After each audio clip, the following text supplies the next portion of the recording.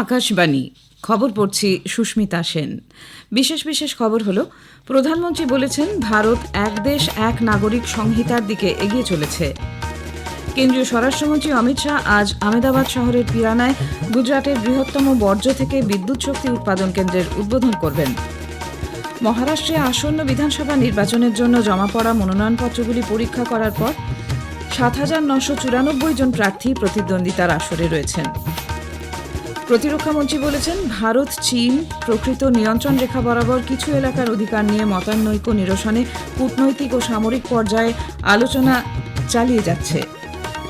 মুম্বাইয়ের ওয়াংখেড়ে স্টেডিয়ামে আজ ভারত ও নিউজিল্যান্ডের মধ্যে সিরিজের তৃতীয় তথা শেষ ক্রিকেট টেস্ট শুরু হচ্ছে। জার্মানির সারব্রুকেনে হাইলো ওপেন 2024 ব্যাডমিন্টন প্রতিযোগিতায় ভারতের 4 খেলোয়াড় তাদের সিঙ্গলসের কোয়ার্টার ফাইনালে পৌঁছেছেন। আসছি বিস্তারিত খবরে। প্রধানমন্ত্রী নরেন্দ্র মোদী বলেছেন ভারত এক দেশ এক নাগরিক সংহিতার দিকে এগিয়ে চলেছে, যা ধর্মনিরপেক্ষ। গতকাল গুজরাটের কেভাডিয়ায় রাষ্ট্রীয় একতা দিবসের অনুষ্ঠানে তিনি বলেন এই নীতি বলবৎ হলে ভেদাভেদের পরিসমাপ্তি ঘটবে। अब हम वन नेशन वन इलेक्शन पर काम कर रहे हैं। भारत आज one nation one civil code यानी सेकुलर सिविल कोड की तरफ भी बढ़ रहा है। इसके भी मूल में सामाजिक एकता, सरदार साहब की बात ही हमारी प्रेरणा है। তিনি আরও বলেন আজ দেশে আধার একমাত্র পরিচয়পত্র হিসেবে মান্যতা পেয়েছে এবং সারা বিশ্বে এ বিষয়ে আলোচনা হচ্ছে। আগে দেশে বিভিন্ন ধরনের কর প্রদান করতে হতো, এখন তা সংস্কার করে এক জাতি এক কর ব্যবস্থা জিএসটি চালু হয়েছে। আয়ুষ্মান ভারত প্রকল্পের মাধ্যমে এক জাতি এক স্বাস্থ্য বীমার ব্যবস্থা চালু করা সম্ভব হয়েছে। দেশে একতা বজায় রাখার লক্ষ্যে এই সব পদক্ষেপ করা হয়েছে বলে তিনি জানান।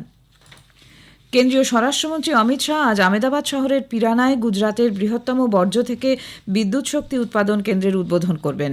সরকারি বেসরকারি অংশীদারিত্বে পিপিপি মডেলে ৩৭৫ কোটি টাকা ব্যয়ে এই প্লান্ট তৈরি হয়েছে। এই কেন্দ্রটি প্রতিদিন ১,০০০ মেট্রিক টন বর্জ্য থেকে ১৫ মেগাওয়াট বিদ্যুৎ উৎপাদনের ক্ষমতা রয়েছে। আমাদের প্রতিনিধি জানিয়েছেন এটি আহমেদাবাদের প্রথম বর্জ্য থেকে বিদ্যুৎ উৎপাদন কেন্দ্র। গুজরাটের মুখ্যমন্ত্রী ভূপেন্দ্র প্যাটেল এই উপলক্ষে আয়োজিত অনুষ্ঠানে উপস্থিত থাকবেন। প্রধানমন্ত্রী নরেন্দ্র মোদী বলেছেন দেশে আজ এমন এক সরকার রয়েছে যারা সীমান্তে ১ ইঞ্চি জমিও ছেড়ে দেবে না। তিনি গুজরাটের কচ্ছ জেলার সার ক্রিক এলাকার লক্ষ্মীনালায় সেনা, নৌ ও বিমান এবং সীমান্তরক্ষী বাহিনীর জওয়ানদের সঙ্গে গতকাল দীপাবলি পালন করে একথা বলেন। সেনাবাহিনীর সংকল্পের কথাই যে দেশের নীতিতে প্রতিফলিত হয় সে কথাও তিনি স্পষ্ট জানিয়ে দেন। দেশ রক্ষায় জওয়ানদের সাহসিকতা ও নিষ্ঠার প্রশংসা করে প্রধানমন্ত্রী বলেন প্রত্যেক চ্যালেঞ্জের মোকাবিলায় তারা নিজেদের প্রমাণ করে দেখিয়েছেন।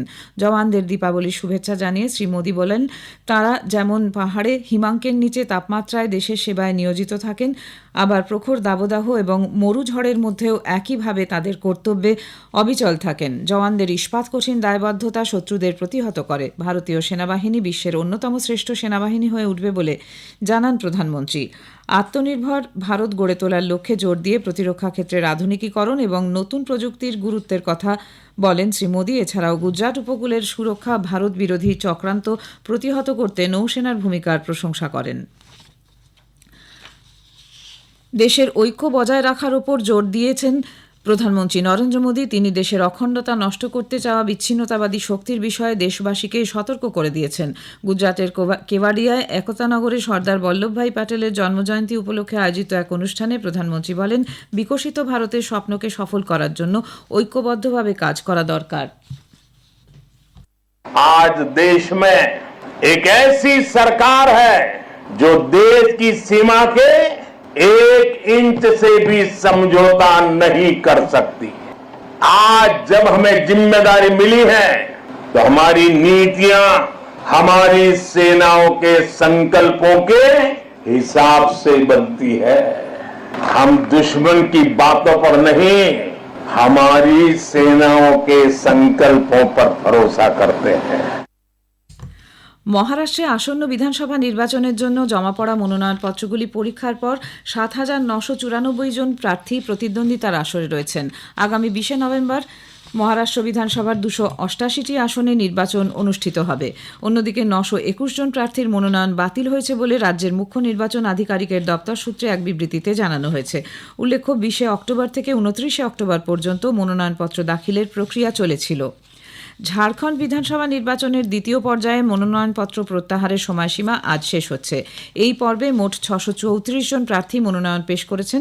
আগামী 20 নভেম্বর 38টি আসনে এই পর্যায়ে ভোট নেওয়া হবে।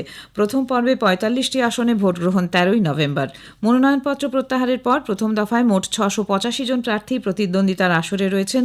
ভোট গণনা 23 নভেম্বর। সংশোধিত ও নতুন সচিত্র ভোটার তালিকার খসড়া আগামী বছর 6 জানুয়ারি সরকারিভাবে ঘোষণা করা হবে। এই সিদ্ধান্তের কথা জাতীয় নির্বাচন কমিশনের তরফে সমস্ত রাজ্য ও কেন্দ্রশাসিত অঞ্চলে জানিয়ে দেওয়া হয়েছে। চলতি বছরের 25 ডিসেম্বরের আগে খসড়া তৈরির কাজ সম্পূর্ণ করতে নির্দেশ দেওয়া হয়েছে। জাতীয় শেয়ার বাজার এবং বম্বে শেয়ার বাজার আজ তাদের দিওয়ালি মুহূর্ত কেনাবেচা শুরু করবে। এই বিশেষ কেনাবেচার সেশনের মধ্যে দিয়ে নতুন বছর সম্বত 2081 সূচনা হবে। জাতীয় শেয়ার বাজার বিবৃতি দিয়ে জানিয়েছে, প্রাক কেনাবেচার সময় শুরু হবে বিকেল 5:45, শেষ হবে সন্ধে 6টায়। স্বাভাবিক কেনাবেচা চলবে 6টা থেকে 7টার মধ্যে। মুহূর্তের সময় কেনাবেচাকে বিনিয়োগকারীরা শুভ বলে মনে করেন। খবর শুনছেন আকাশবাণী থেকে। প্রতিরক্ষামন্ত্রী রাজনাথ সিং বলেছেন, ভারত ও চীন প্রকৃত নিয়ন্ত্রণ রেখা বরাবর কিছু এলাকার অধিকার নিয়ে মতানৈক্য নিরসনে কূটনৈতিক এবং সামরিক পর্যায়ে আলোচনা চালিয়ে যাচ্ছে। এই আলোচনার ফলস্বরূপ উভয় পক্ষের জন্য সমতা এবং পারস্পরিক নিরাপত্তার ভিত্তিতে একটি সাধারণ মতৈক্য গড়ে উঠেছে। অরুণাচল প্রদেশের তাওয়াংয়ে ভার্চুয়ালি সর্দার বল্লভভাই প্যাটেল এবং মেজর র্যালেংনাও বব খাথিংয়ের নামাঙ্কিত সাহসিকতার মিউজিয়ামের উদ্বোধন করে গতকাল এক অনুষ্ঠানে তিনি একথা বলেন। ग्राउंड सिचुएशन को रेस्टोर करने के लिए आपस में ब्रॉड कंसेंसस हुई है। यह कंसेंसस इक्वल और म्यूचुअल सिक्योरिटी के बेसिस पर डेवलप हुई है। जो सहमति बनी है उसके अंतर्गत ट्रेडिशनल एरियाज में पेट्रोलिंग और ग्रेजिंग के अधिकार भी शामिल हैं। इस सहमत के आधार पर डिसएंगेजमेंट का प्रोसेस लगभग यह पूरा हो गया है और हमारा प्रयास होगा कि बात डिसएंगेजमेंट से भी आगे बढ़े। প্রতিরক্ষামন্ত্রী অসমের তেজপুরে 4 নম্বর কোরের সদরের উদ্বোধন করেন। এই উপলক্ষে রাজ্যপাল লেফটেন্যান্ট জেনারেল KT পটনায়ক, মুখ্যমন্ত্রী পেমা খান্ডু, কেন্দ্রীয় মন্ত্রী কিরেন রিজিজু, মণিপুরের মুখ্যমন্ত্রী এন বীরেন সিং এবং মেজর বব খাথিংয়ের পরিবার উদ্বোধনস্থলে উপস্থিত ছিলেন। কিউবার ওপর থেকে দীর্ঘমেয়াদী মার্কিন অর্থনৈতিক বাণিজ্যিক নিষেধাজ্ঞা প্রত্যাহারের বিষয়ে রাষ্ট্রসংঘে সে দেশের এক প্রস্তাবকে ভারত সমর্থন জানিয়েছে। সাম্প্রতিক এক বিতর্কে রাষ্ট্রসংঘে ভারতের প্রথম সচিব স্নেহা দুবে এই নিষেধাজ্ঞার ফলে কিউবার অর্থনীতির ক্ষতির কথা উল্লেখ করেন। তিনি বলেন, বিশ্বের বৃহত্তম রাষ্ট্র হিসেবে ভারত দ্বিধাহীনভাবে বহুপাক্ষিকতার নীতি মেনে এই প্রস্তাবকে সমর্থন করছে। রাষ্ট্রসংঘের সাধারণ পরিষদে 187টি দেশ এই প্রস্তাবকে সমর্থন করেছে। মার্কিন যুক্তরাষ্ট্র ও ইসরায়েল এর বিরোধিতা করেছে। ভারতের জাতীয় নিরাপত্তা উপদেষ্টা অজিত দোভাল মার্কিন জাতীয় নিরাপত্তা উপদেষ্টা জ্যাক সালিভানের সঙ্গে টেলিফোনে আঞ্চলিক নিরাপত্তা সংক্রান্ত বিষয় নিয়ে আলোচনা করেছেন। তাদের মধ্যে ভারত প্রশান্ত মহাসাগরীয় অঞ্চলে স্থিতিশীলতা নিশ্চিত করার বিষয়ে মতবিনিময় হয়েছে।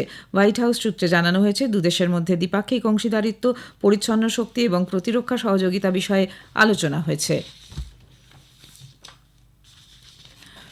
মুম্বাইয়ের ওয়াংখেড়ে স্টেডিয়ামে আজ ভারত ও নিউজিল্যান্ডের মধ্যে সিরিজের তৃতীয় তথা শেষ ক্রিকেট টেস্ট শুরু হচ্ছে। খেলা শুরু হবে সকাল 9:30টায়।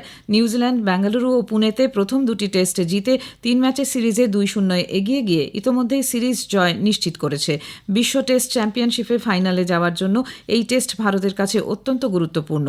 এই টেস্টে পরাজিত হলে ভারতের ফাইনালে পৌঁছানো কঠিন হয়ে যাবে। জার্মানির সারব্রুকেনে হাইলো ওপেন 2024 ব্যাডমিন্টন প্রতিযোগিতায় ভারতের 4 খেলোয়াড় মালবিকা বানসোর, আয়ুষ শেট্টি, সতীশ কুমার করুণাকরণ এবং রক্ষিতা শ্রী তাদের সিঙ্গলসের কোয়ার্টার ফাইনালে পৌঁছেছেন।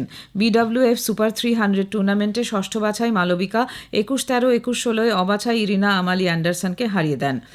অন্যদিকে রক্ষিতা শ্রী সন্তোষ রামরাজ প্রি কোয়ার্টার ফাইনালে দুবারের কমনওয়েলথ গেমস পদকজয়ী এবং দ্বিতীয় বাছাই স্কটল্যান্ডের কার্স্টিক গিলমোরকে হারিয়ে দিয়েছেন। কোয়ার্টার ফাইনালে রক্ষিতা ডেনমার্কের জুলি দলওয়াল জেকবসনের বিরুদ্ধে খেলবেন। পুরুষদের সিঙ্গলসে আয়ুষ শেট্টি কোয়ার্টার ফাইনালে ফিনল্যান্ডের কাল্লে পোলজোননের মুখোমুখি হবেন সতীশ কুমার করুণাকরণ, খেলবেন ফ্রান্সের ক্রিস্তো পোপোগের বিরুদ্ধে। শেষ করার আগে খবরের বিশেষ কিছু অংশ আরেকবার। প্রধানমন্ত্রী বলেছেন, ভারত এক দেশ এক নাগরিক সংহিতার পথে এগিয়ে চলেছে। কেন্দ্রীয় স্বরাষ্ট্রমন্ত্রী অমিত শাহ আজ আহমেদাবাদে পিরানায় গুজরাটের বৃহত্তম বর্জ্য থেকে বিদ্যুৎ শক্তি উৎপাদন কেন্দ্রের উদ্বোধন করবেন। মহারাষ্ট্রে আসন্ন বিধানসভা নির্বাচনের জন্য জমা পড়া মনোনয়নপত্রগুলি পরীক্ষার পর ৭,৯৯৪ জন প্রার্থী প্রতিদ্বন্দ্বিতার আসরে রয়েছেন। মুম্বাইয়ের ওয়াংখেড়ে স্টেডিয়ামে আজ ভারত ও নিউজিল্যান্ডের মধ্যে সিরিজের তৃতীয় তথা শেষ ক্রিকেট টেস্ট শুরু হচ্ছে। খবর এখনকার মতো এ পর্যন্ত।